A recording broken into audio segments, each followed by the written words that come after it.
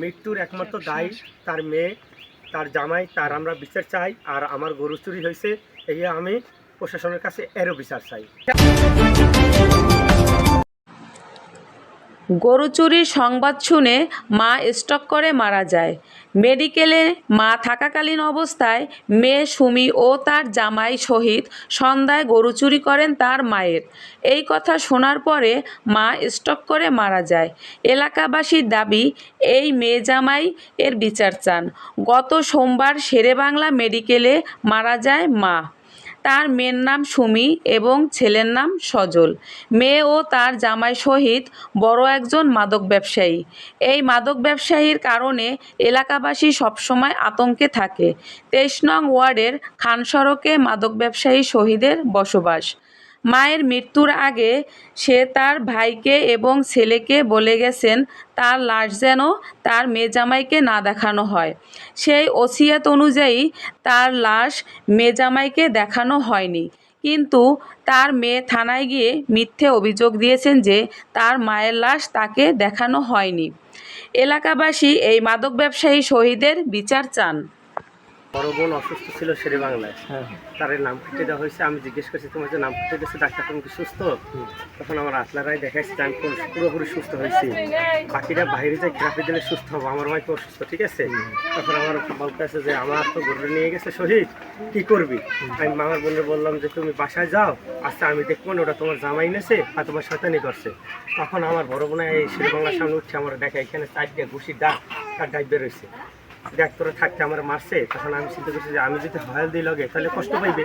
কারণ আমি বলছি যে আসা যে যাক আপনার মাইয়ে জামা এই ব্যাপারটা কোনো ভূমিকা দিন না, যাক ওরা যে গরু নিয়েছে ফেরত দেবেন, আমি ফোন দিয়ে দিলে আমার যে ফোন দিয়ে যে গরু নিয়েছে সে ফেরত দিয়েছে। নজরুল ভাই আছে, সে ওইখানে ভাই একটা সমাধান করছে। এই গরুটা বিয়েলে শহীদ সুমি একটা বাছু দাবি করে, একটা বাছুর দেবে, শহীদ গরু নিয়েছে আবার গরু ফেরত দিয়ে যাবে শ্বশুরে। এই পর্যন্ত ঝগড়া কাজে সব শেষ হয়ে যায়। শেষ হওয়ার পরে যাইয়া নজরুলের কাছে আমার বোনায় কান্দাকাটি করে যে আমার গরুটা দেয় নাই। নজরুল ভাই যখন পাড়াই দিছে, যা আমার কথা যাই বলো যে গরুটা তুমি আমি চাই, বলছে যে নজরুল ভাই গরুটা চায়, বলছে যে নজরুলের আমার ব্যাপারে সালাই করে কেন, আর যাই বলো যে গরু বেশি ফেলাইছি।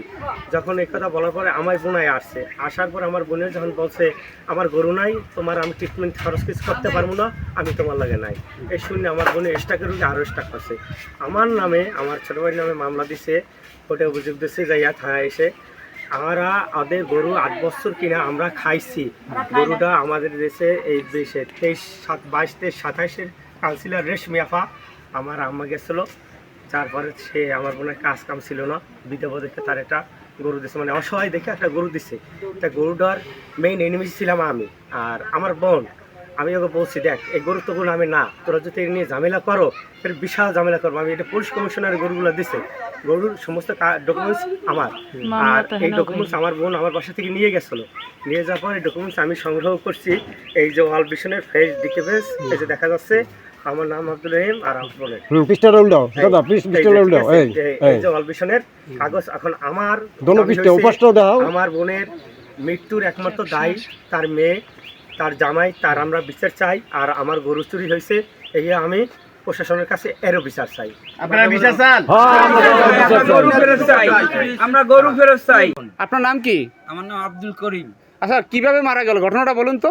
আমার বোন স্ট্রোক করে মারা গেছে। এর পিছনে দায় হইলে বড় মাদক ব্যবসায়ী আমাদের এলাকার শহীদ, তার সহযোগী আছে সাথে সুমি।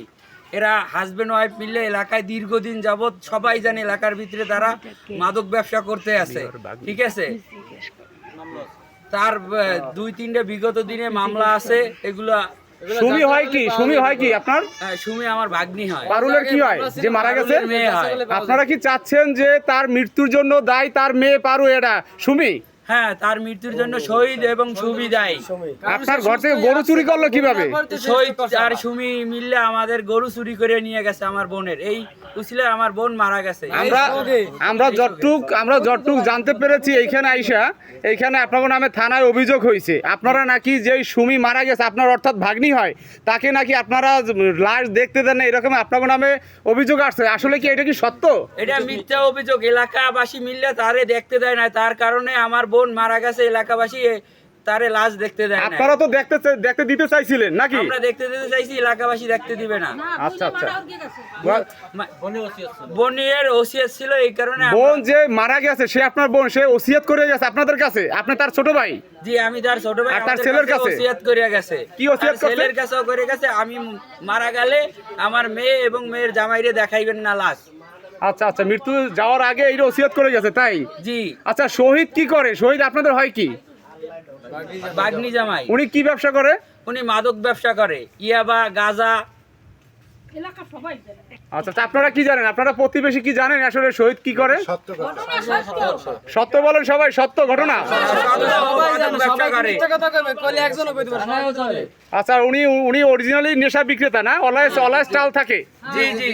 আচ্ছা, আরেকটা জিনিস শুনলাম, যে ব্যক্তি মারা গেছে অর্থাৎ তার হাজবেন্ড, সে নাকি তার মেয়ের নিয়ে সাথে করে যেই বাসা তারা ভাড়া ছিল, মালামাল, সকল মালামাল বলে সবকিছু নিয়ে গেছে সুমি নামে ওই মেয়েটা। সত্য এটা? সত্য। কাপড় চোপড় অল ওভার মালামাল নিয়ে গেছে। আপনাদের কাছে আমাদের কাছে এলিগেশন আসছে যে আপনারা নাকি মামুরা কিছু মালামাল নিয়ে আসছেন, এটা কি সত্য? মিথ্যা।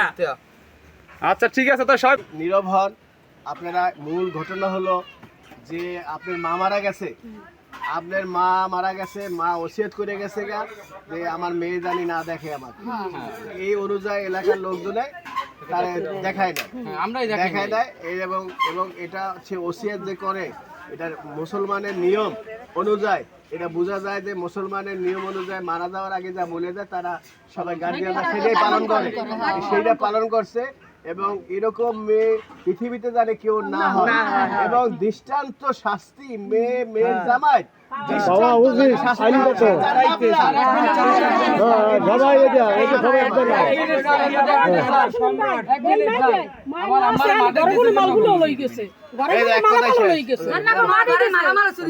মালা